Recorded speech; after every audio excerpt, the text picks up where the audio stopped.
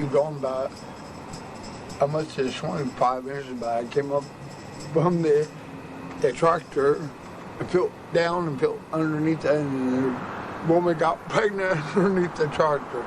Called a hospital bed. It came down again and it lost the tire, and the tire had a douchebag on it, called a whip. Bucket tire, car, trucks that all now have douchebags. I'm calling a douchebag bumper. Well, I take birth control. One thing, I've had two friends saying that the Japanese brand called Chinese. Sir, is there a tool called Tooth Fairy Hill?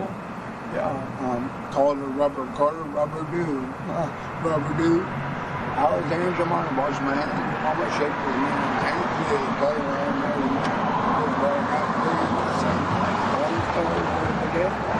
Whoa, oh, he just skipped away. Sylvester's jumping every damn day.